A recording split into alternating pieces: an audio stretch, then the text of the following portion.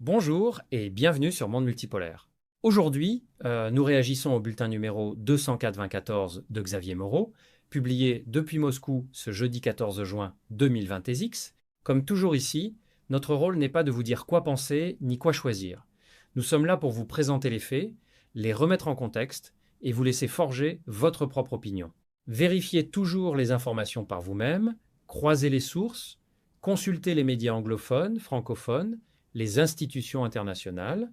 C'est cela, pensez librement. Moreau ouvre son bulletin sur 2 points en apparence anodins, mais qui méritent qu'on s'y arrête. Le premier, Stratpol dépasse les 121 000 abonnés sur X, après avoir perdu 185 000 abonnés YouTube en septembre 2022. Le second, les Russes ont fêté leur fête nationale le 12 juin, journée de la Russie, distincte du 9 mai, qui commémore la victoire sur l'Allemagne nazie. Ce second point mérite un éclairage historique que Moreau évoque brièvement. Depuis la dissolution de l'URSS en 1991, la Russie a en effet rompu avec la célébration de la Révolution d'octobre de 1917, ce qui signifie qu'elle refuse désormais de glorifier une guerre civile qui fit entre 7 et 12 millions de morts, selon les historiens. C'est un choix mémoriel fort. La France, Moreau le rappelle, célèbre le 14 juillet non pas strictement la prise de la Bastille, mais la fête de la Fédération du 14 juillet 1790, qui symbolisait le Rassemblement national. Nuance importante. Le point le plus frappant de cette introduction concerne le voyage avorté de Moreau au Canada. Il s'est rendu à Montréal à l'invitation de la Fondation pour la défense des droits et libertés du peuple, après 20 heures de vol via Doha, avant d'être refoulé à la frontière. Les autorités canadiennes ont invoqué l'alinéa 34, paragraphe 1, sous-alinéa B de la loi sur l'immigration, le considérant comme, je cite, un danger pour les institutions démocratiques canadiennes. Est-ce que cela mérite réflexion? Oui, sûrement. Car on rappellera que ce même Parlement canadien avait, en septembre 2023, accordé une standing ovation à Jaroslav Unka, vétéran de la 14e division Waffen-SS galicien, unité auxiliaire nazie. Cet incident, largement documenté par Reuters, la BBC et le Globe and Mail, avait suscité une vague de condamnations internationales. Le président de la Chambre des communes avait dû démissionner. Il faut garder cela en tête lorsqu'on parle de ce que le Canada choisit de protéger, eux ou non. Moreau qualifie le Canada de membre de ce qu'il appelle l'espace totalitaire européen. Nous atténuerons ce terme. Ce qui est factuel, c'est que les lois canadiennes sur la sécurité permettent le refoulement de ressortissants étrangers jugés subversifs, une disposition qui existe dans de nombreuses démocraties. La question légitime est celle des critères d'application. Et sur ce point, nous vous encourageons à creuser vous-même. Le Premier ministre Mark Carney, cité par Moreau, a effectivement déclaré que le Canada était le membre de l'OTAN le plus européen. Ces propos ont été relayés par plusieurs médias, dont Le Devoir et CBC. À vous d'en tirer vos propres conclusions. Avant de continuer, un mot, si cette vidéo vous apporte quelque chose, soutenez la chaîne. Likez, partagez et si vous le souhaitez, rejoignez la chaîne pour nous permettre de produire du contenu chaque jour. Chaque abonné, chaque partage, chaque like compte énormément. Maintenant, entrons dans le vif du sujet. Bienvenue sur Stratpol, nous sommes le jeudi 14 juin 2026, c'est notre bulletin numéro 294 et je suis de retour à Moscou après avoir fait un aller-retour au Canada. Je vais vous expliquer tout de suite pourquoi. Grande nouvelle, eh bien, nous avons dépassé les 120 000 abonnés sur X. On a même dépassé les 121 000 abonnés. Donc, sans acheter les abonnés, nous ne faisons pas ça. Donc, je vous remercie de votre fidélité. Je vous remercie de faire suivre tous ces messages-là. Évidemment, le X, c'est un peu notre navire amiral. Depuis que nous avons perdu nos 185 000 abonnés de YouTube en septembre 2022. Quoi qu'il arrive, inscrivez-vous sur Telegram également. C'est extrêmement important, parce qu'il y a des contenus sur Telegram qui ne seront pas sur X et en plus, on ne sait pas ce qui peut se passer, la censure, d'un réseau ou de l'autre donc multiplier les inscriptions sur Odyssée, sur Rumble, voilà, pour être sûr de ne rien manquer en cas de censure du régime d'Emmanuel Macron et le fait d'être sur Telegram vous permet également de nous aider financièrement, d'aider l'équipe de Stratpol, donc soit par un abonnement, soit par un don unique. Allez voir en description de cette vidéo. Et même si vous n'êtes pas sur Telegram, vous avez un lien web. Et bien, ce lien web vous permet soit de faire un don, soit de vous abonner. Voilà, si vous êtes donateur, eh bien, vous serez invité à la soirée donc de conférence privée pour nos abonnés qui aura lieu a priori mardi soir. Voilà. Je compte sur vous, c'est extrêmement important. Abonnez-vous également à notre partenaire Géopolitique Profonde. Donc là, le numéro du mois de juillet va sortir. C'est sur la géo-ingénierie. Donc ça, c'est un sujet d'actualité après ce qui s'est passé notamment en Iran avec la destruction des radars américains. Et puis également un sujet, entre autres, hein, il y a beaucoup de sujets, mais parmi ceux qui sont les plus intéressants, un sujet sur les lumières sombres. Hein, c'est le titre du livre de J.D. Vance, et c'est une approche finalement, on va dire, qui alternativement, alterdémocratique, on peut qualifier ça comme ça, qui est en train de germer dans une partie des élites, notamment occidentales. À suivre donc. Peut-être l'ignoriez-vous, mais les Russes ont fêté leur fête nationale le 12 juin. Alors il y a deux fêtes en fait nationales en Russie. Le 9 mai qui est la fête contre l'Allemagne nazie, et le 9 juin, qui était une fête qui a été mise en place, puisque désormais la Russie ne fête plus la révolution d'octobre. Voilà, donc ce qui est important surtout, c'est que la Russie ne célèbre plus la guerre civile, ce qu'était la révolution d'octobre. Alors que nous, malheureusement, eh bien, souvent, quand on parle du 14 juillet, les gens pensent que c'est la prise de la Bastille. Non, en fait, le 14 juillet, on fête la fête de la Fédération. Donc, c'est, on va dire, la création de l'armée populaire, ce qui en soi me va plus ou moins. Le problème, c'est qu'encore une fois, il faut bien le préciser qu'on ne fête pas la guerre civile. Donc, voilà. Sinon, au mois de juillet, on pourrait aussi fêter le 27 juillet la bataille de Bouvines, hein, puisqu'on a mis à la fois une raclée aux Allemands et aux Anglais. C'est toujours le bienvenu. Voilà, donc avec un peu de retard, je souhaite une bonne fête de l'unité à tous les citoyens russes. Vive le Québec libre! C'est ce qu'a dit le général de Gaulle dans son fameux discours, hein, qui est d'ailleurs très intéressant à réécouter, hein, il est admiratif de ce qu'est en train de réaliser le Québec du point de vue industriel, du point de vue de la construction de la société, de l'éducation, etc., etc. Il dit même que le Québec pourrait devenir un modèle pour la France dans certains domaines. Et malheureusement, je crois que ce qui s'est passé en ce moment, ce qui se passe en ce moment, c'est que c'est l'inverse, c'est-à-dire que le Québec copie le système tyrannique et dictatorial français. Donc c'est pas la meilleure idée qu'ils aient eue, et j'en ai été victime, puisque effectivement j'étais invité par la Fondation pour la défense des droits et libertés du peuple, donc par Stéphane Blais, que je salue, que je remercie.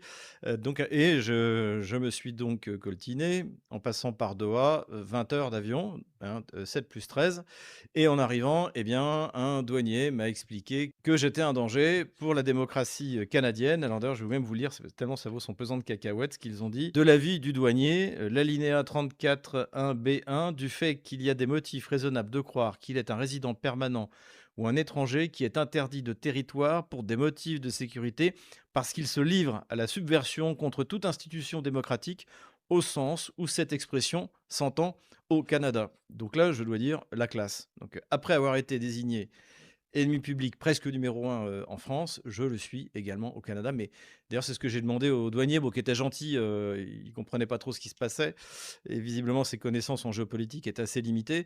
Mais je lui ai dit: «Mais vous avez si peur de ça que moi?» Il me dit: «Non, mais nous sommes alliés de l'Ukraine». J'ai dit: «Ah d'accord». Donc c'est vrai que, se souvient qu'il y avait ils avaient fait une standing ovation à un ancien nazi ukrainien, au parlement, à Ottawa. Donc je comprends que ça le préoccupe énormément de défendre les institutions démocratiques au Canada. Mais voilà, donc j'ai été quitte pour repartir immédiatement. Donc j'ai fait 40 heures de vol en 3 jours. C'est un petit peu fatigant, donc c'est pour ça que vous le comprenez bien, mon bulletin a été décalé donc au jour d'aujourd'hui, de ce dimanche, parce que en plus je participe tout de même à cette manifestation qui n'a pas été interdite. Encore une fois, donc je donne des conférences, mais par audio, par vidéoconférence. Voilà, je suis très triste parce que j'avais expérimenté pour la première fois le Québec il y a 1 an et demi, j'avais adoré. J'ai vraiment, les gens sont d'une gentillesse incroyable, donc je le regrette vraiment. Je regrette que le Canada et donc le Québec suivent la voie tracée par la dictature macroniste. C'est quand même très triste. Et évidemment, de l'avis de tous de ceux qui m'ont différentes invités, de mon avis à moi, c'était un coup monté par, les équipes de Jean Noël, hein, de Jean Noël ou d'Emmanuel Macron et vous l'avez bien compris et voilà. Donc cela dit une bonne expérience. Donc malgré tout, je ne regrette pas de l'avoir faite, même si c'était assez fatigant. De toute manière, il en faut plus pour m'arrêter et je vais continuer ma politique de réinformation et quoi qu'il arrive, les moyens technologiques nous permettent de faire passer nos idées et pour qu'ils en arrivent à de telles extrémités, ça veut dire à quel point la vérité leur fait peur, hein. Comme je l'ai souvent dit, Goebbels avait tort, ce n'est pas en répétant 1000 fois un mensonge qu'elle a la force de la vérité. Voilà. Parce qu'en plus, dès que vous n'avez plus les moyens de le répéter 1000 fois, ça s'effondre. Alors que la vérité, vous la dites une fois et elle fera son chemin petit à petit. Donc vous pouvez compter sur moi pour continuer à la dire. Et en tout cas, merci beaucoup pour tous vos soutiens. Merci beaucoup pour ceux notamment sur X, hein.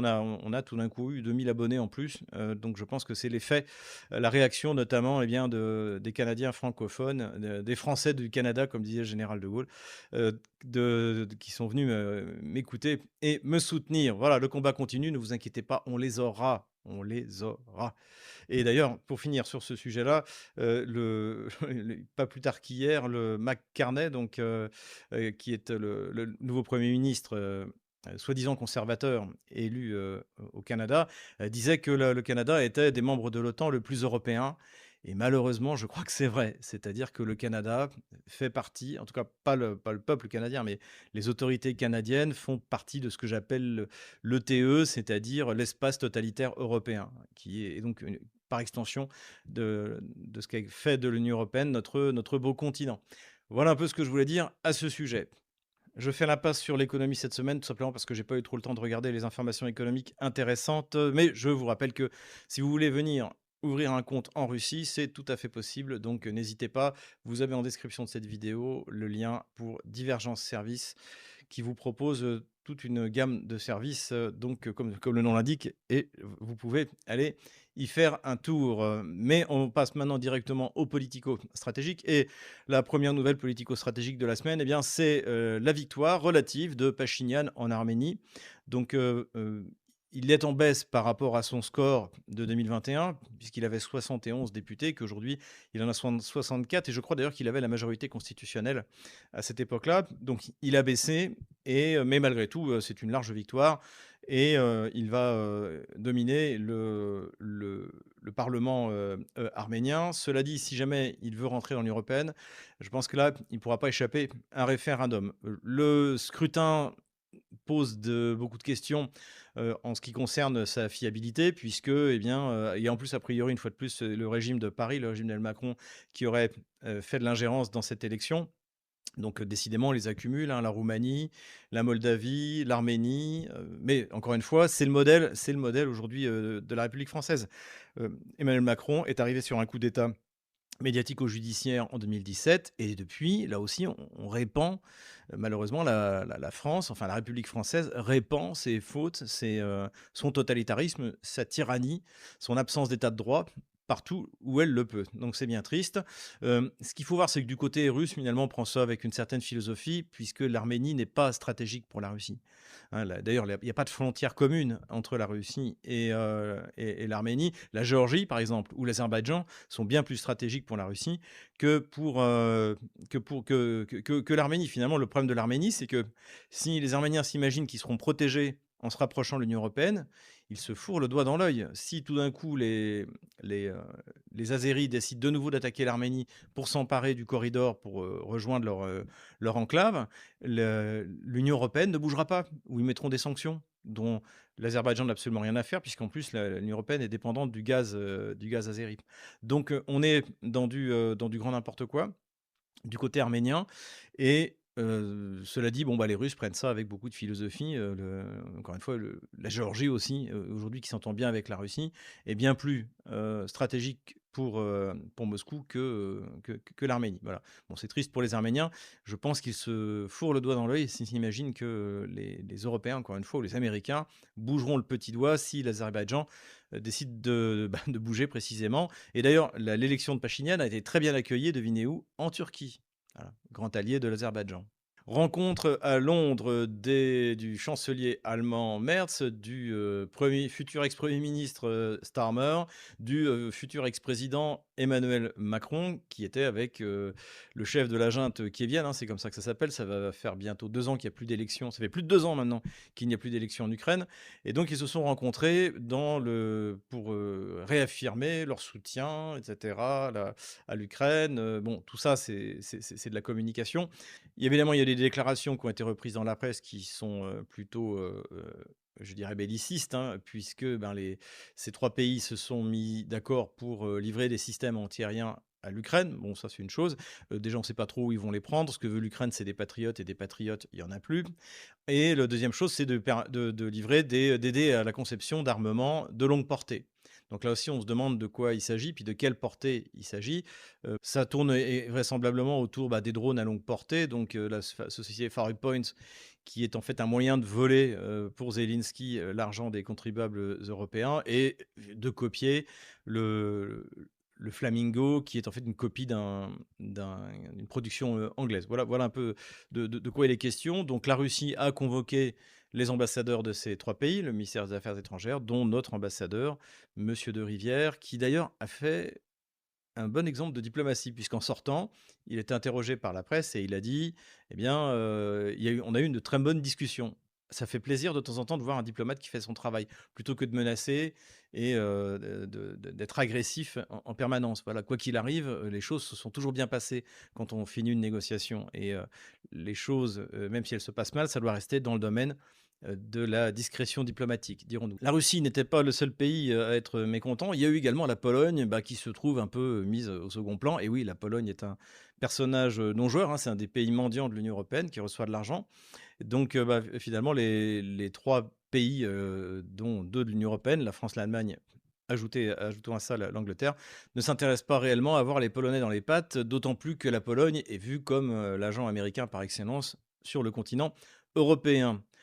Vladimir Poutine, de son côté, eh bien, depuis ces 2 dernières semaines, il y a eu pas mal d'interviews dans le cadre du Forum économique Saint-Pétersbourg, dans le cadre de rencontres avec le ministère de la Défense, a montré une sérénité qui, même moi, me surprend, en annonçant ce qui est vrai, on va le voir sur la carte militaire, que rien aujourd'hui ne résiste à la poussée de l'armée russe sur la totalité de la ligne de front, et que, de toute manière, les ressources russes, pour terminer cette guerre, sont bien supérieures à celles que l'OTAN pourrait mettre face à elle. Donc voilà, cette sérénité de Vladimir Poutine est tout à fait rassurante, précisément. Et donc, je pense toujours que les combats pourraient s'arrêter cette année. Voilà. On va le voir. Enfin, encore une fois, tout va dépendre de la campagne d'été, qui n'a pas encore commencé. Mais là, la campagne de printemps est en train de s'achever, et ça se passe bien. On va en parler à la fin de cette vidéo. Vladimir Zelensky rêve de rentrer dans l'OTAN, rêve de l'entrer dans l'Union européenne, mais en attendant, eh bien, l'Ukraine devient de plus en plus un pays digne de l'Union européenne, et ça se voit sous deux aspects. Le premier aspect, eh bien, c'est les migrants. Comme Taras va mourir sur le front, eh bien, Taras, c'est un prénom, et va mourir sur le front, eh bien, on importe des migrants en masse, et les migrants commencent à se battre avec les locaux, et c'est ce qu'on a vu notamment. Alors, il y a pas mal de vidéos qui circulent un peu dans toute l'Ukraine, mais on voit ça à Lvov. Lvov, c'est le cœur du bandérisme, hein, c'est ce que j'ai souvent dit. Ce qui prouve bien que Poutine est un prince chrétien, c'est qu'il pourrait raser Lvov, l'effacer de la carte. Tout le monde trouverait ça normal, puisque c'est le cœur du bandérisme, le cœur du néonazisme ukrainien, finalement, avec Ivano Frankovsk, sans doute. Eh bien, Poutine ne le fait pas, et finalement, il n'y a pas besoin de le faire, puisque ce sont les Ukrainiens eux-mêmes qui sont en train d'organiser leur propre grand remplacement. Voilà, tandis que et ça aussi, c'est un peu à méditer pour les idiotitaires, hein, qui soutiennent Kiev sans comprendre ce qui se passe, parce qu'ils n'ont pas de culture politique. C'est que, en fait, ce que l'Union européenne, ce que la classe dirigeante mondialiste est en train de faire subir à l'Ukraine, c'est du grand remplacement. Sauf qu'au lieu de se dérouler sur 50 ans, comme ça a été le cas avec la France, ils sont en train de faire ça sur 5 ans. Ça va prendre 5 ans. Voilà. Donc, c'est une véritable catastrophe. Et puis le deuxième point, c'est le LGBT. Et on a eu ce moment assez incroyable où un soi-disant vétéran de Mariupol, donc qui est un militant LGBT, demande à Vladimir Zelensky, en gros, est-ce qu'on aura des droits, voilà. Et Zelensky lui a dit: oui, nous sommes tous égaux, nous sommes tous pareils, bien sûr qu'il est tout à fait normal que les LGBT aient des droits. Donc, ce qui est clair, c'est que de ce point de vue, l'Ukraine de Zelensky est parfaitement compatible avec l'Union européenne. Et d'ailleurs, moi, personnellement, je suis pour l'entrée de l'Ukraine dans l'Union européenne. Je pense que c'est le meilleur moyen de détruire rapidement ce truc infâme, cette tyrannie, abjecte. Événement diplomatique important, même si on se décale largement vers l'Asie, c'est la visite à Pyongyang de Xi Jinping. Donc ça fait 7 ans qu'il n'y était pas allé et ça montre la proximité des 2 pays, même si contrairement à ce qu'on peut entendre dans la presse française ou d'ailleurs anglo-saxonne qui n'y connaît rien, c'est pas, un rapport de soumission de la Corée du Nord avec la Chine. C'est d'ailleurs ce qu'a très bien expliqué une fois de plus Laurent Michelon.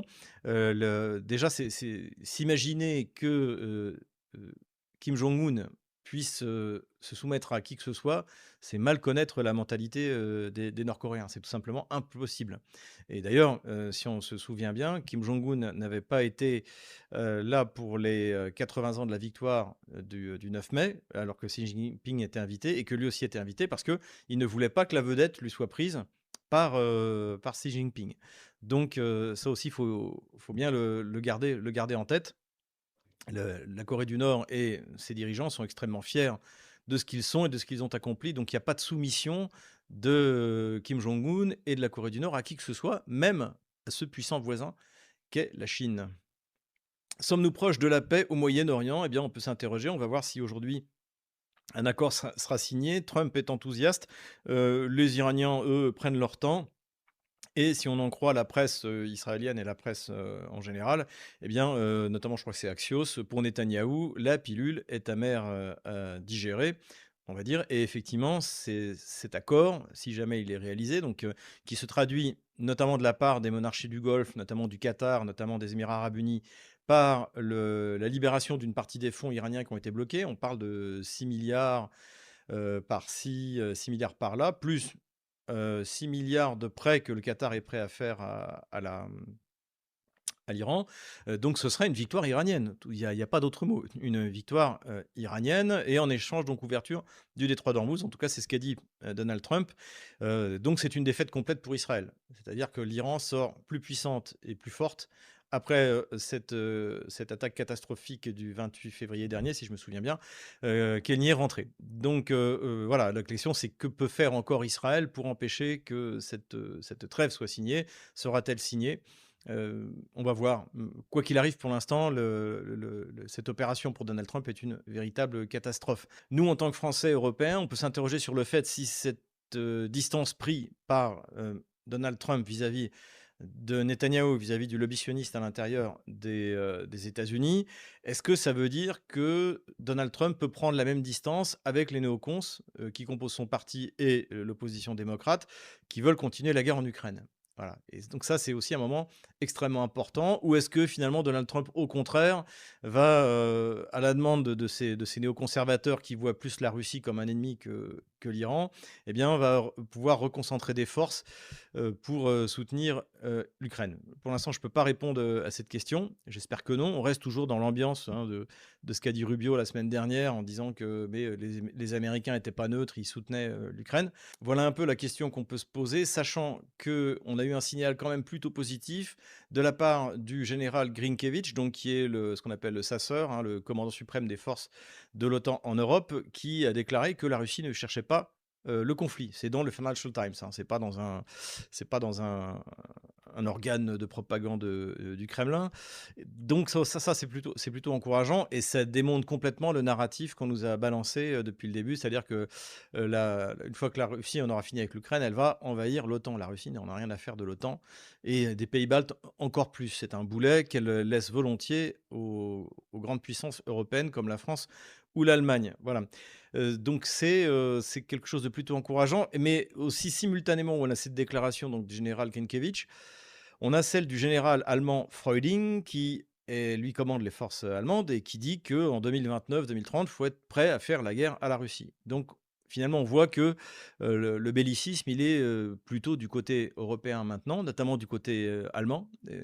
Je vois que je ne suis pas le seul, hein, je pense que Édouard Husson ne me contredira pas, mais je vois de cette espèce de pulsion germanique là, qui n'est pas d'ailleurs, encore une fois, faut bien se rappeler que le l'Allemagne moderne, c'est-à-dire l'Allemagne prussienne, comme puissance, impérialiste, ça date pas d'Adolf Hitler. Ça date de la construction même d'abord de la Prusse et ensuite du Deuxième Reich. Donc voilà, il y a des choses qui sont très inquiétantes en ce moment, ce qui se passe en Allemagne. L'industrie civile, notamment Mercedes, qui veut se mettre à produire des armes, etc. Et puis une volonté hégémonique en Europe de l'Est. Je pense qu'aussi une des inquiétudes de Berlin aujourd'hui, c'est de voir que toute cette partie des pays d'Europe de l'Est, quand les élections sont libres, ils votent pour des partis qui veulent avoir de bonnes relations avec la Russie. En Roumanie, la France a fait un coup d'État, donc ça a été évité. Mais quoi qu'il arrive, la population ne veut pas faire la guerre à la Russie. La Bulgarie a annoncé qu'elle cessait de livrer des armes. Donc ça, il n'y a plus grand-chose à livrer, pour être honnête. Mais la nouvelle direction est pourtant socialiste. Donc, contrairement aux socialistes français, les socialistes bulgares, slovaques sont pacifiques. Donc il y a toute une constellation de pays d'Europe de l'Est, à l'exception de la Pologne évidemment, qui ont envie d'avoir de bonnes relations avec la Russie. Et l'Allemagne, finalement, voit, comme traditionnellement, la Russie la concurrencer, et concurrencer son Drang nach Osten, n'est-ce pas, son saut vers l'Est. Voilà, son bond vers l'Est. Voilà un peu quelques considérations que je voulais faire à ce sujet-là.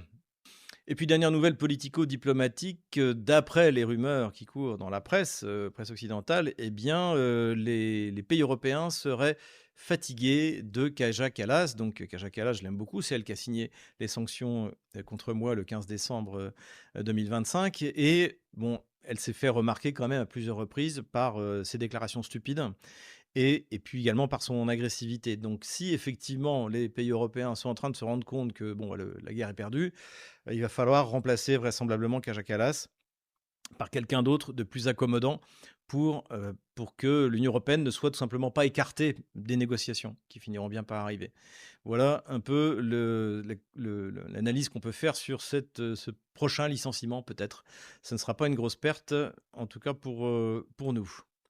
Armement maintenant, selon Bloomberg, les États-Unis s'apprêtent à réduire effectivement drastiquement leur matériel militaire en Europe, notamment de 30% les bombardiers stratégiques. Donc ça, c'est important parce que, eh bien, il n'y a pas un pays d'Europe qui a du bombardier stratégique. Il n'y a que les États-Unis et la Russie qui en ont. Et si on en croit l'article de Bloomberg, Washington pourrait réduire la présence des avions donc de combat de 75 à 100%. Voilà. Plus les 2 tiers de leurs navires présents dans les ports européens. Donc c'est quelque chose de tout à fait significatif. Et ce qui est intéressant, c'est que personne en Europe ne peut combler rapidement cette baisse d'effectifs. À suivre donc. Mettons une pause sur ce dossier arménien.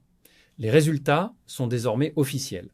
Selon la commission électorale centrale arménienne relayée par Al Jazeera, le parti contracivil de Nicole Pachinian a remporté 81% des voix lors du scrutin du 7 juin 2026. L'opposition pro-russe Arménie forte arrive loin derrière avec 29%. Moreau note une baisse par rapport aux 71 sièges de 2021. Effectivement, le Parlement arménien compte 101 sièges et Pachinian dispose désormais d'une majorité réduite mais solide. Ce qu'il faut savoir, c'est que cette élection était considérée par les observateurs de l'OSCE comme un test majeur sur la trajectoire géopolitique du pays, son rapprochement avec l'Union européenne ou son maintien dans l'orbite russe. Moreau mentionne des ingérences françaises présumées, soyons précis. Reuters a sûrement documenté des tentatives d'ingérence russe dans cette élection, selon des sources du renseignement occidental, incluant des campagnes de désinformation et un plan pour faire venir des Arméniens de Russie voter. Des irrégularités ont par ailleurs conduit à 59 procédures pénales ouvertes. Selon le comité d'enquête arménien, les 2 dimensions méritent d'être signalées. L'argument stratégique de Moreau est pertinent. La Russie et l'Arménie ne partagent pas de frontières terrestres communes. La Géorgie et l'Azerbaïdjan ont effectivement plus d'importance stratégique pour Moscou et il est factuel que l'Union européenne reste dépendante du gaz azerbaïdjanais, ce qui signifie qu'Erevan ne pourra vraisemblablement pas compter sur Bruxelles en cas de crise militaire avec Bakou. L'histoire récente le confirme.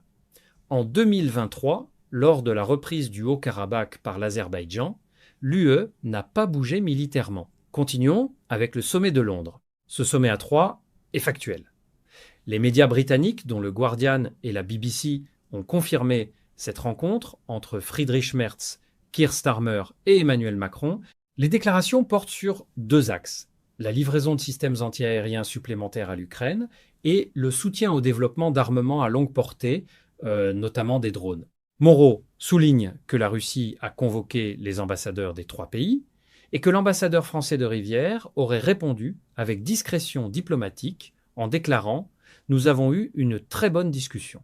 Cette posture modérée, si elle est avérée, tranche effectivement avec le registre plus virulent de certains responsables européens ces derniers mois. Ce que Moreau n'atténue pas suffisamment, la pression sur la défense aérienne ukrainienne est documentée. Reuters et Bloomberg ont confirmé que l'Ukraine manque structurellement de missiles patriotes et de systèmes de défense de moyenne portée.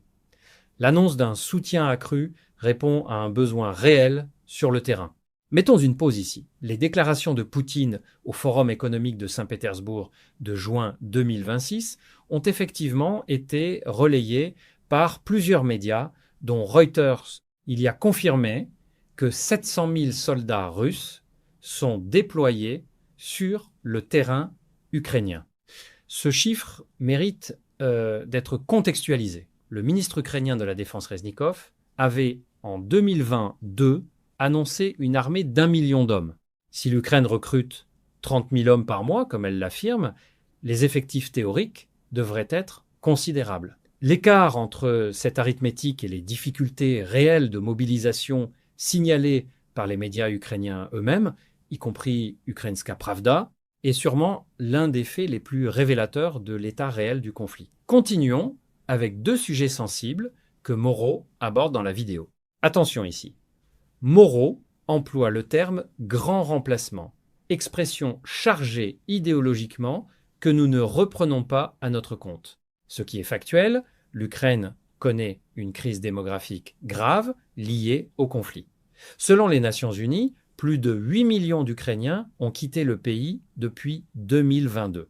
Des programmes de recrutement de travailleurs étrangers ont effectivement été évoqués par des responsables ukrainiens pour pallier les pertes économiques. Sur la question LGBT, Zelensky a sûrement exprimé publiquement un soutien à l'égalité des droits lors d'échanges avec des militaires. C'est documenté. Cela reflète une évolution de la société ukrainienne, distincte des préférences de Moreau, mais qui ne constitue pas un argument militaire. La visite de Xi Jinping à Pyongyang est confirmée par Reuters et l'agence officielle nord-coréenne KCNA.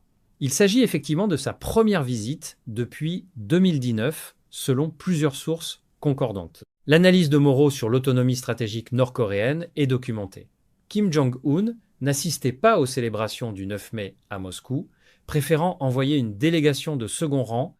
Des analystes de la Rand Corporation ont régulièrement souligné que Pyongyang maintient une ligne d'indépendance vice de Pékin, même si les deux pays partagent des intérêts convergents face à la pression américaine. Ce dossier est absolument central et les faits sont vérifiables.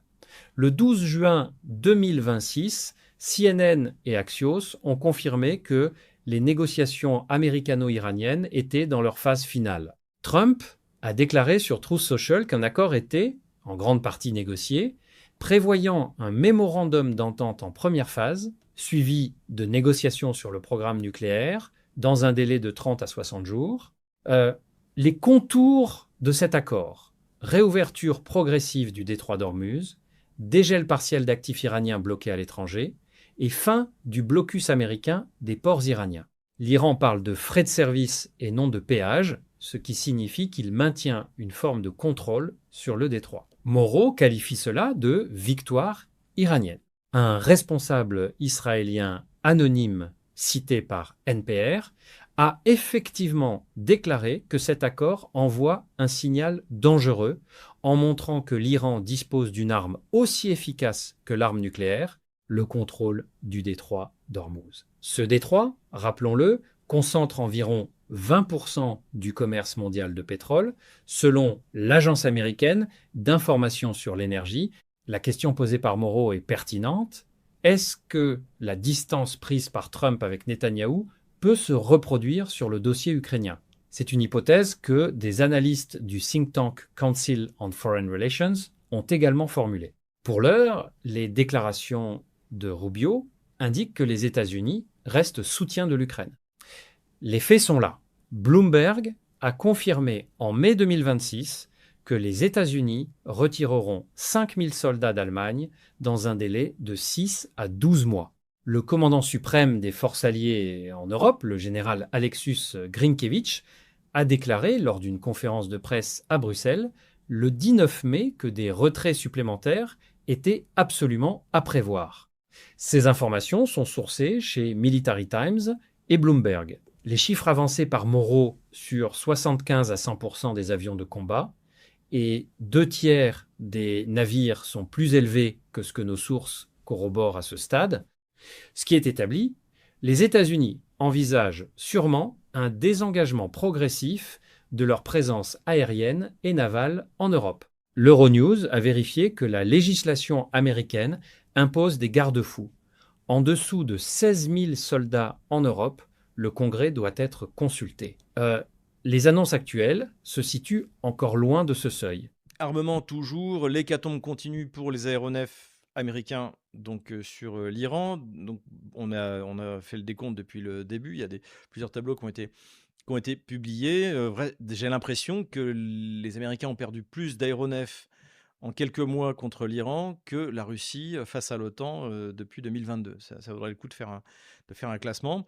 Ce qui est intéressant là, c'est que récemment, d'ailleurs, Donald Trump a donné l'ordre de bombardement massif contre l'Iran parce qu'un drone, donc un Shahed, iranien, a abattu un hélicoptère de combat Apache. Ce qui est intéressant, c'est qu'on a l'impression qu'à Washington, comme à Tel Aviv, on n'a pas étudié ce qui s'est passé en Ukraine depuis 4 ans, parce qu'il y a eu des hélicoptères abattus par des drones en Ukraine. Et là, encore une fois, c'est un rapport de coût-efficacité. Voilà, il est fondamental d'étudier ce qui se passe actuellement en Ukraine, puisque ce seront les termes de la guerre de demain. Signe très important qui montre que le complexe militaro-industriel russe est arrivé à son plein rendement, c'est la livraison d'un premier Sukhoi 34 à l'Algérie par la Russie, hein. Le Sukhoi 34, c'est un des avions les plus efficaces en ce moment sur le front. Il peut transporter des bombes planantes qui font des ravages dans les rangs otano-kieviens. Et il y a tellement peu de pertes de ces avions depuis maintenant 2-3 ans. Je ne sais même pas il y en a eu un abattu ces 2-3 ans. J'aurais peur de dire une bêtise ces 2 dernières années. Mais en tout cas, il y a très peu de pertes, ce qui fait que la Russie, qui continue à en produire, eh bien, est désormais capable d'exporter. Donc là, on a un signe d'une efficacité du complexe militaire-industriel remarquable. Et ça explique aussi pourquoi le budget de la défense russe a baissé.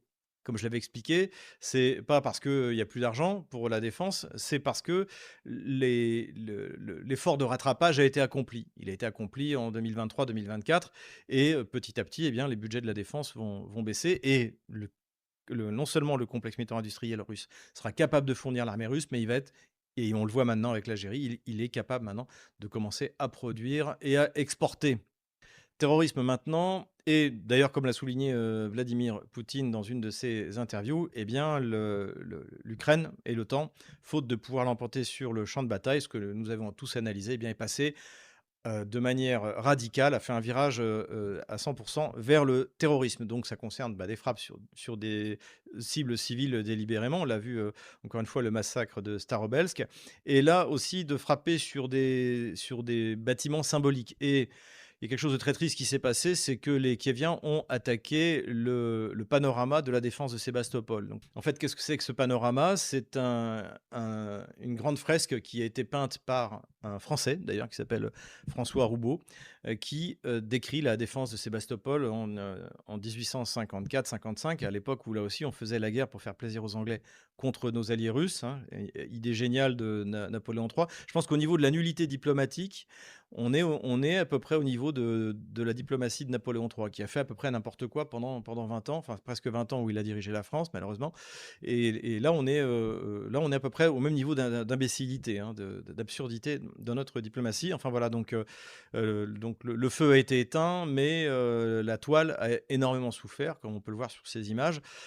Et cela dit, c'est pas la première fois qu'elle a été détruite. Encore une fois, elle a été détruite également, partiellement par les Allemands en 1942, je crois, et elle a été restaurée. Donc on peut faire confiance aux Russes, ils savent faire ça très bien.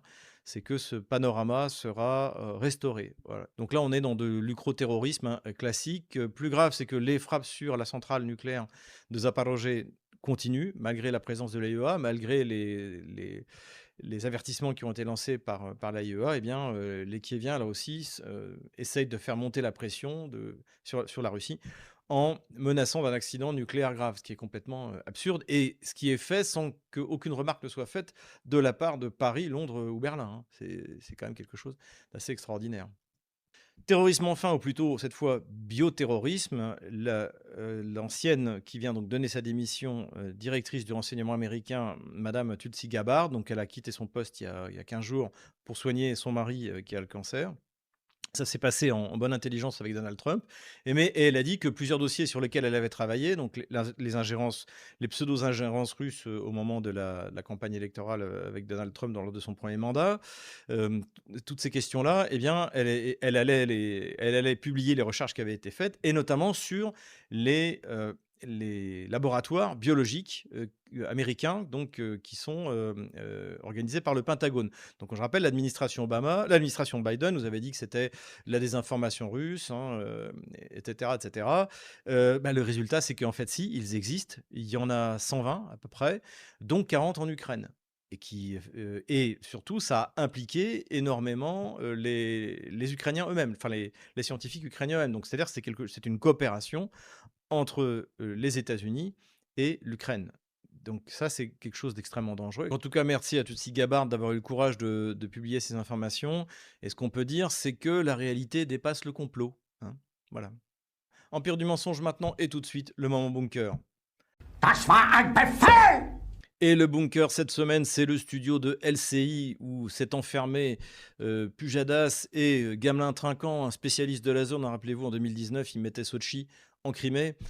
Et donc, ils nous ont fait un numéro sur le fait que les Russes seraient en train de perdre la région de Kinbourne, donc qui se trouve à l'extrémité de la région de Kherson, l'extrémité ouest de la région de Kherson, qui est occupée par les Russes depuis 2022. Et donc, d'après ce que dit l'ASW, hein, donc c'est Victoria Nuland, la famille Kagan, donc la source nulle par excellence, même je crois que le général Kempf, qui pourtant est plutôt pro-Kiev, eh bien, le souligne que désormais, ni Deep State, donc, qui est le cartographe ukrainien, kievien, ni l'ASW ne peuvent plus être considérés comme une source fiable. Et donc là, ils nous sortent ça comme si des troupes ukrainiennes y avaient débarqué. Et c'est vraiment, encore une fois, une pathologie des perdants, hein. C'est-à-dire, c'est de s'imaginer qu'il y a des contre-offensives, des armées magiques, des missiles magiques qui vont aller frapper les arrières de l'ennemi et qui vont changer totalement la donne sur le terrain, qui est tout simplement catastrophique pour Kiev. Donc voilà, le bunker de cette semaine, c'est LCI. Ce qui me fait une très bonne transition pour les considérations militaires générales, puisque la première, en fait, c'est une petite réflexion que je voulais faire sur cette espèce de campagne médiatique qui est faite par le régime de Kiev et ses sponsors, c'est-à-dire essentiellement les Européens aujourd'hui, depuis à peu près le mois de février, de nous faire croire à des contre-offensives qui sont en fait consistent en fait à envoyer des unités, des petits groupes ukrainiens s'infiltrer un peu partout, sans aucun souci après d'entretenir la logistique avec eux, pour relever des drapeaux à droite à gauche en disant regardez, c'est la contre-offensive, les Russes n'avancent plus, ils ont même perdu du terrain, etc., etc. Donc c'est ce à quoi nous assistons depuis en gros la fin du mois de février jusqu'à maintenant. Cette campagne médiatique vise également à nous faire croire que les frappes dans la profondeur sur les raffineries, etc., ça va faire perdre énormément d'argent à la Russie, blablabla. Bla, bla, bla, bla.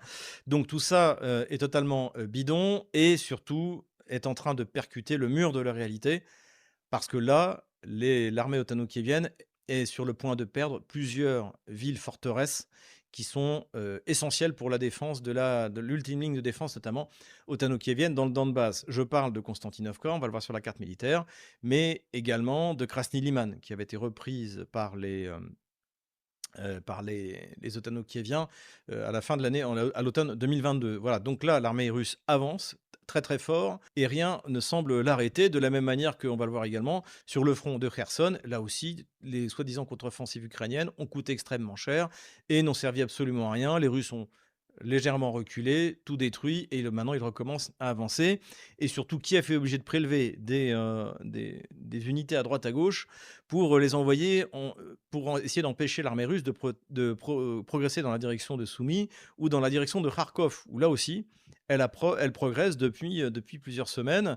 D'ailleurs, puisqu'on parle de la région de Kharkov, donc je disais, perte de Konstantinovka qui semble inévitable, perte de Krasny Liman qui semble inévitable, et perte également de Kupiansk, ultime perte, puisque là aussi, les unités qui viennent ont disparu parce qu'il y en a pas assez. Et on peut s'interroger donc sur l'intérêt de procéder à une telle campagne médiatico-militaire, c'est-à-dire on sacrifie bêtement des unités, souvent des bonnes unités, on sacrifie du matériel, des vecteurs, et sans que ça ait un impact réel du point de vue tactique sur le terrain. Quel est l'intérêt? Alors l'intérêt évidemment, c'est de faire croire aux Ukrainiens et aux Européens que ça vaut encore la peine de continuer la guerre, que non, la Russie ne l'a pas déjà gagnée, contrairement à ce que pensent tous les gens sérieux, dont votre serviteur. J'ai même écrit un livre là-dessus.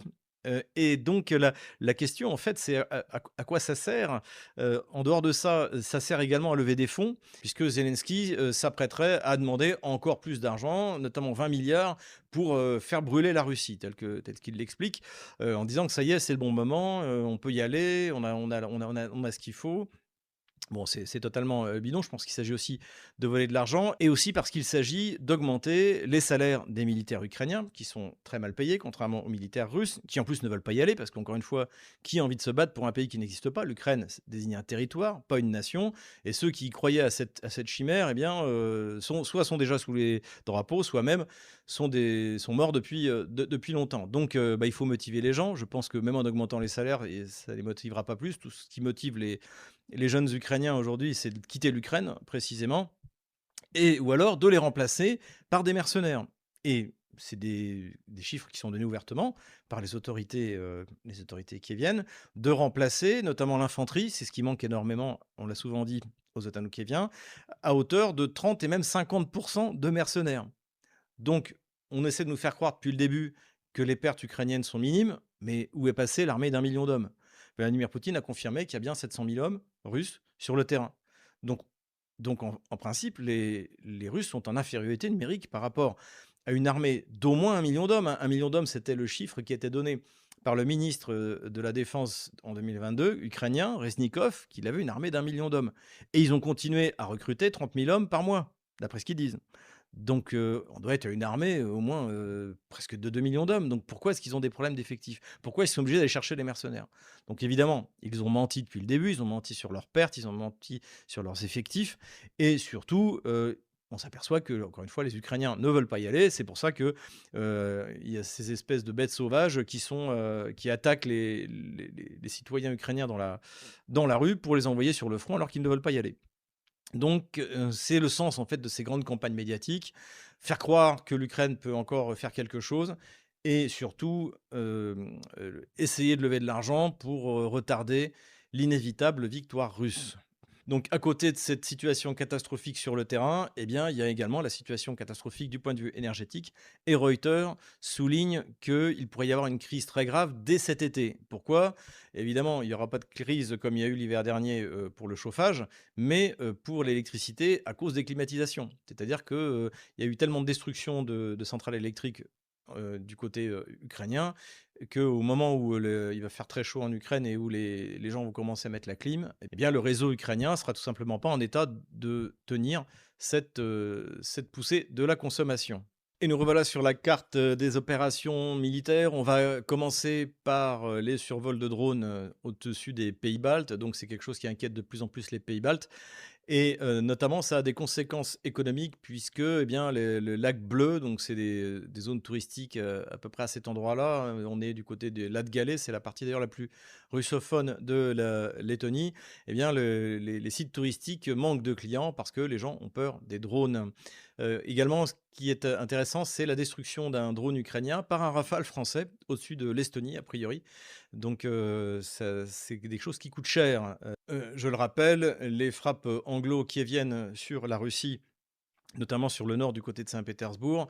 Donc pour éviter le survol et la DCA russe sur 1000 km, eh bien, passe par l'espace aérien polonais, lituanien, lettonien, estonien, pour ensuite se rabattre vers Saint-Pétersbourg. C'est ce qu'on a eu pendant le forum économique. Comme je l'ai dit, donc acte terroriste contre le panorama de la défense de Sébastopol. Voilà, c'est dans le centre-ville, c'est à cet endroit-là à peu près.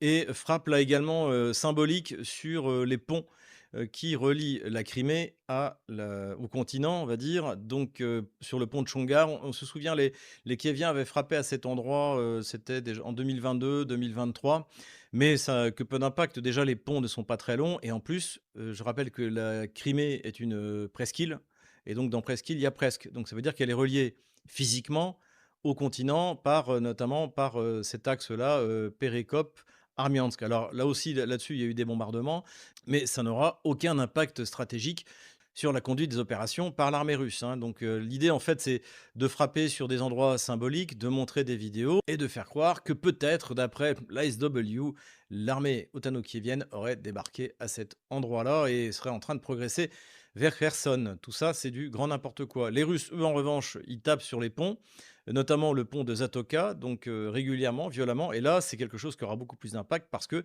c'est une des logistiques principales pour les livraisons vers Odessa. Donc qui passe par notamment, hein, on avait parlé, qui passe par le Danube à cet endroit-là. Donc là, c'est quelque chose de beaucoup plus sérieux. Et les Russes frappent également très très fort sur Odessa, à tel point que là aussi, les médias anglo-saxons s'inquiètent, c'est que les capacités d'exportation d'Odessa, notamment qui permettent à l'Ukraine de gagner un petit peu d'argent, pourraient être complètement annihilées par ces frappes répétitives. Voilà un peu où on en est sur les frappes dans la profondeur. Sur la ligne de front, on va voir les choses bougent bien. On va commencer par le sud. Donc là, la ligne de front n'est pas très claire, mais c'est les Russes qui sont à l'initiative pour reprendre Orekovo, libérer Orekovo à cet endroit-là. Là, je vous l'ai dit, donc c'était là qu'est une des principales contre-offensives otano-kieviennes, donc depuis fin février. Et la contre-offensive s'est arrêtée là. Les Russes ont encaissé et maintenant sont repartis à l'assaut pour reprendre le contrôle de Primorsk. Ma ligne ici de front est très conservatrice et elle est parce qu'il y a pas mal de blogueurs russes qui considèrent que Primorsk est déjà sur le point d'être totalement libéré par l'armée russe. Donc voilà, les Russes sont à l'initiative. Les Russes sont à l'initiative également sur le front est de Zaporozhye et se dirigent vers Lubitske. Ce que vous voyez ici, en fait, c'est l'ultime ligne de défense. Une fois que les Russes auront pris cette ligne-là, et donc là, Orekovo et toutes les troupes qui se trouvent à cet endroit-là seront en quasi-encerclement opérationnel. Donc, une très bonne chose. Plus à l'est, ici, les Russes sont là aussi en train de nettoyer les derniers groupes isolés qui ont été envoyés par Kiev pour figurer une réelle contre-offensive. Donc, le nettoyage est en cours. Là où ça a bien progressé, évidemment, c'est Konstantinovka. Donc, c'est de plus en plus difficile pour les médias occidentaux de cacher la réalité et les médias kieviens également. D'autant plus que certains militaires ukrainiens n'hésitent pas à dire que la situation est catastrophique. Donc, les Russes avancent dans différents endroits. Ils ont pris la localité de Priout à cet endroit-là. Ils se sont emparés de Roskochnoï ici, et donc on en déduit qu'ils s'étaient auparavant emparés de Dovga Balka à cet endroit-là. Et puis ils sont en train de terminer la libération de Konstantinovka, un des principaux bastions de l'ultime ligne de défense du Donbass. Donc, et comme d'habitude, l'ordre de retraite a été donné trop tard, donc ça ressemble beaucoup à un sauf qui peut. Et les Russes pourront en profiter pour faire un maximum de prisonniers ou de détruire les malheureux qui ne voudront pas se rendre. Donc, belle opération. Là aussi, les Russes maintiennent le rythme et tentent de percer vers le nord pour encercler et chaudronniser les troupes qui se trouvent là, hein. Tout ça rappelle vraiment l'épisode d'Ougledar, hein, l'ougledarisation, c'est-à-dire le fait de laisser des troupes s'enfermer plutôt que de donner un ordre de retrait qui passerait mal dans les médias. Encore une fois, les Russes font des maths, les otano-kieviens du marketing. Et je crois que les maths vont l'emporter. Plus au nord, les Russes continuent leur poussée sans que ça ait influé sur la ligne de front. Là, du côté de Liman, les choses vont bien aussi pour les Russes. Je rappelle qu'il y a 15 jours, le ministère de la Défense a dit que les Russes contrôlaient la ville à 85%. C'est finalement sans doute vrai. Là, maintenant, on a des preuves que les Russes ont pénétré à l'ouest de Krasny Liman et que la pression continue et on s'attend à ce que la ville soit prise, pareil, d'ici 1 à 2 semaines. Soyons prudents tout de même. Une fois que cette libération aura été accomplie, les Russes pourront avancer tranquillement vers la rivière Donetsk et se préparer à l'assaut sur Slaviansk et Kramatorsk par le nord, hein. Comme on le voit, la situation est franchement intéressante pour les Russes avec cette progression-là et cette progression-là, cette poussée à cet endroit-là. On peut espérer que Slaviansk et Kramatorsk pourraient être libérés sans que les 2 villes soient détruites. Cela dit, là, les Otano-Kieviens ont donné l'ordre d'évacuation pour les familles et également pour une partie de l'industrie, de déménager une partie de l'industrie à l'ouest.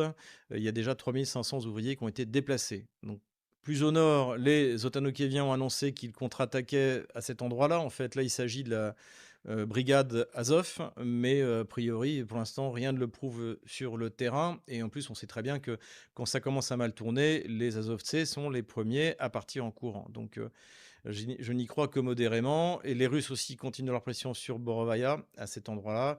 Et là aussi, il y a un beau petit chaudron qui pourrait se dessiner si les Russes arrivent à avancer jusqu'à Lozovoe, à cet endroit-là. Voilà.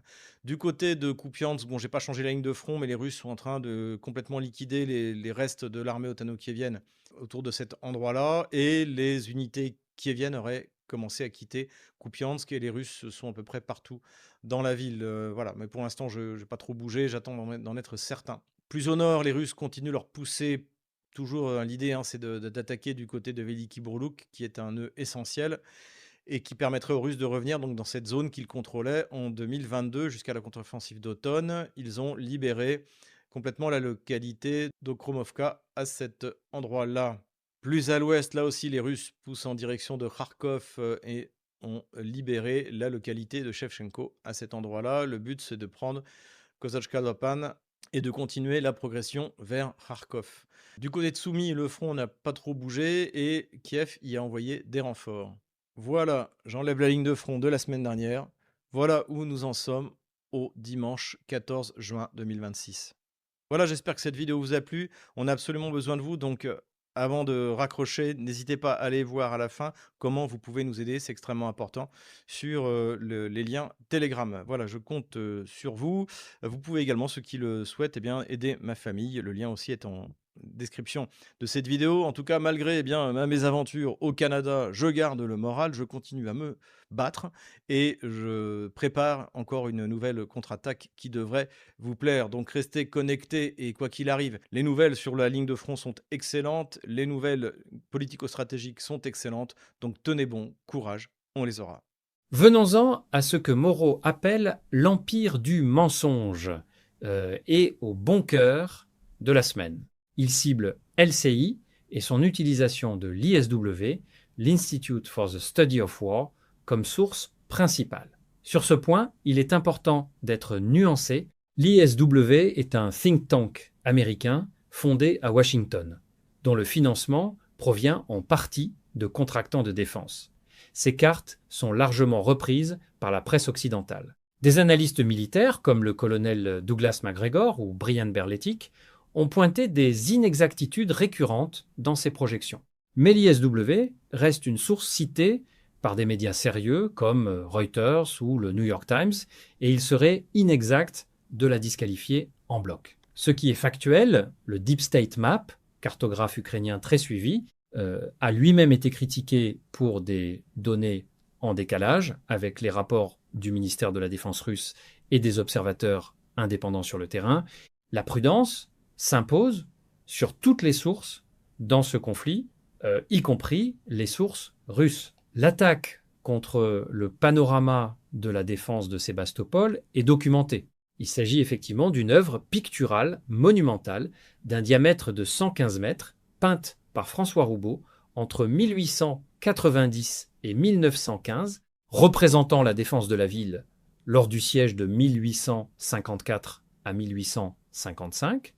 Elle avait également été endommagée en 1942 lors de la Seconde Guerre mondiale, puis restaurée, l'UNESCO classe ce type d'infrastructure culturelle dans la catégorie des biens protégés en zone de conflit selon la Convention de La Haye de 1954. Moreau compare la politique étrangère de Napoléon III, qui s'était allié aux Anglais contre la Russie en Crimée, à la diplomatie française actuelle. C'est une comparaison historique que des historiens français sérieux, comme Emmanuel de Varesquiel, ont effectivement utilisée pour qualifier certains épisodes de la politique étrangère gaullienne et post-gaullienne. Nous vous laissons en juger. Ce point est factuel et sûrement préoccupant. L'EIEA, Agence internationale de l'énergie atomique, a publié plusieurs rapports au cours des 2 dernières années documentant des incidents à la centrale nucléaire de Zaporojié, qui est la plus grande d'Europe, avec ses 6 réacteurs. Le directeur général Raphaël Grossi a formulé des avertissements répétés, publiés sur le site officiel de l'AIEA et repris par Reuters. La question des responsabilités dans les frappes est disputée entre Kiev et Moscou, et nous ne trancherons pas ici. Ce qui ne l'est pas, c'est que la situation représente un risque objectif reconnu par la communauté internationale. L'autorité de sûreté nucléaire française a elle-même publié des analyses de risque sur ce sujet. C'est un dossier qui mérite une extrême prudence, mais aussi une honnêteté intellectuelle. Les faits avérés, en mars 2022, lors d'une audition au Sénat américain, la sous-secrétaire d'État Victoria Nuland avait reconnu l'existence de laboratoires de recherche biologique en Ukraine, financés par les États-Unis dans le cadre du programme de réduction des menaces à la coopération de la défense. Ces révélations avaient été reprises par le Washington Post et le New York Times, qui précisaient qu'il s'agissait de laboratoires de recherche sur des agents pathogènes et non d'installations d'armes biologiques. Tulsi Gabbard a effectivement quitté son poste de directrice du renseignement national en mai 2026. Elle a annoncé vouloir publier des informations sur plusieurs dossiers sensibles, y compris les biolaboratoires. À l'heure de l'enregistrement de cette vidéo, ces publications ne sont pas encore disponibles dans leur intégralité. Ce qui signifie qu'il faut maintenir une distinction claire. Des laboratoires de biosécurité existent, leur nature et leur vocation réelle restent l'objet d'un débat que nous ne pouvons pas trancher sur la base de déclarations unilatérales. L'OMS et l'AIEA n'ont pas conclu à l'existence d'un programme d'armes biologiques en Ukraine. En revanche, la demande de transparence sur ces installations est légitime. Entrons dans l'analyse militaire. C'est le cœur du bulletin de Moreau, et c'est ici que les sources concordent dans l'ensemble. Même si les interprétations divergent, les cartes opérationnelles publiées par Southfront, Deep State Map et le ministère de la Défense russe convergent sur un point. L'armée russe avance de manière continue sur plusieurs axes depuis le début du printemps 2026. Les médias ukrainiens eux-mêmes, dont Ukrainska Pravda et le Kyiv Independent, documentent des situations difficiles sur le terrain. Axis de Konstantinovka. Selon Southfront et les mises à jour du 12 juin 2026, les forces russes ont avancé dans les zones urbaines de Konstantinovka et pris le contrôle de la localité de Priout. Konstantinovka est un nœud logistique et défensif majeur du Donbass. Sa perte serait sûrement significative, car elle ouvrirait des axes vers Slaviansk et Kramatorsk. Axis de Liman. Le ministère de la Défense russe déclarait contrôler 85% de Krasny-Liman il y a 2 semaines. Des médias ukrainiens ont signalé que des unités commencent à quitter les positions proches. Si la ville tombe, elle ouvrirait la voie aux rives de la rivière Donetsk, ce qui signifie une progression vers Slaviansk depuis le nord. Axis de Kupiansk. Southfront et Southfront Maps confirment des avancées russes dans la partie nord de Kupiansk-Uzlovoï. Cette ville, reprise par l'Ukraine à l'automne 2022 lors de la contre-offensive de Kharkov, est de nouveau sous forte pression. Des sources ukrainiennes indiquent que des unités auraient commencé à se repositionner. Axis de Kharkov. Des avancées sont documentées vers Kazachia-Lopan et vers Shevchenko, selon Southfront. L'objectif russe semble être Kozachia-Lopan pour continuer la progression en direction de la ville de Kharkov, deuxième ville ukrainienne avec environ 1 400 000 habitants avant-guerre. Axis de Kherson et Zaporojié. Les mouvements dans la région de Kherson, notamment autour d'Orekhovo et Primorsk, confirment que la contre-offensive ukrainienne de fin février n'a pas réussi à tenir ses positions. Les Russes, après avoir encaissé, repartent à l'assaut. Ce tableau général correspond à ce que décrivent également des analystes occidentaux. Oui, des sources comme le RUSI de Londres ou le CSIS de Washington reconnaissent une situation difficile pour l'Ukraine sur plusieurs axes, même s'ils soulignent la résilience ukrainienne et la capacité de frappe en profondeur. Moreau parle de campagne de communication ukrainienne, de contre-offensive symbolique pour lever des fonds et maintenir le moral. C'est une interprétation. Ce qui est factuel, Zelensky a sûrement demandé une nouvelle enveloppe d'aide de 20 milliards de dollars supplémentaires, selon des sources citées par Politico et Reuters. Et des unités ukrainiennes ont effectivement été envoyées sur des axes secondaires, comme Kinbon, dans des conditions logistiques fragiles. Ce point est sûrement l'un des plus factuels du bulletin. Reuters a effectivement publié plusieurs analyses sur la fragilité du réseau électrique ukrainien. Les frappes répétées sur les infrastructures énergétiques depuis l'automne 2023 ont réduit de façon significative les capacités de production. L'opérateur Ukrenergo avait lui-même signalé des déficits structurels. La crainte d'une crise estivale liée à la demande de climatisation est documentée par le Wall Street Journal et le Financial Times. C'est un problème concret, distinct de la narration militaire, et qui touche directement les populations civiles. Ce point mérite un éclairage précis. Le général Aleksius Grynkevich, sa sœur, commandant suprême des forces alliées en Europe, a effectivement accordé une interview au Financial Times. Il a déclaré que la Russie ne cherche pas le conflit direct avec l'OTAN à court terme. Cette déclaration a été largement commentée car elle contredit le narratif dominant des 2 à 5 ans avant une attaque russe sur un pays de l'OTAN, narratif porté notamment par les Baltes et par certains généraux allemands. En parallèle, le général allemand Fröding a en effet déclaré en plusieurs occasions qu'il fallait être prêt à faire face à la Russie d'ici 1929 à 2030. Cette divergence entre responsables militaires alliés est réelle et documentée. Elle signifie que, même au sein de l'OTAN, il n'y a pas de consensus sur la nature et l'imminence de la menace russe. Cette information, si elle est confirmée dans les prochains jours, serait effectivement significative.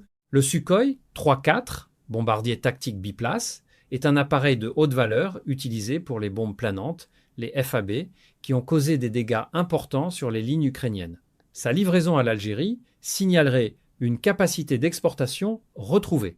Ce qu'il faut noter, le budget de défense russe pour 2026 a été légèrement ajusté à la baisse par rapport à 2024, selon les données du Stockholm International Peace Research Institute, le SIPRI. Moreau interprète cela comme le signe que l'effort de rattrapage est accompli. D'autres analystes y voient sûrement l'effet de contraintes budgétaires liées à la durée du conflit. Les deux interprétations coexistent dans la littérature académique. Des tensions autour de Kaja Kallas, haute représentante de l'Union européenne pour les affaires étrangères et la politique de sécurité, ont été signalées par Politico Europe, notamment sur son style de gestion et ses déclarations parfois en décalage avec certains États membres. Nous ne pouvons pas confirmer à ce stade l'imminence d'un remplacement. Ce qui est factuel, la question de la représentation européenne dans d'éventuelles négociations sur l'Ukraine est soulevée par des diplomates. Un article du Financial Times de mai 2026 a effectivement mentionné que certaines capitales européennes souhaitent garder une place à la table si des pourparlers de paix s'engagent. Les survols de drones non identifiés au-dessus des pays baltes sont effectivement documentés depuis plusieurs mois. Des agences de sécurité lettonnes et estoniennes ont publié des rapports à ce sujet. Leur origine reste souvent non établie officiellement. L'épisode d'un Rafale français engagé contre un drone au-dessus de l'Estonie, si confirmé, illustrerait une extension du périmètre de la guerre des drones. Nous attendons une confirmation officielle de l'état-major français avant de conclure sur ce point. Voilà, nous avons couvert l'intégralité du bulletin numéro 294 de Xavier Moreau. Ce qui ressort de cette analyse, c'est que nous vivons une période de transition stratégique profonde.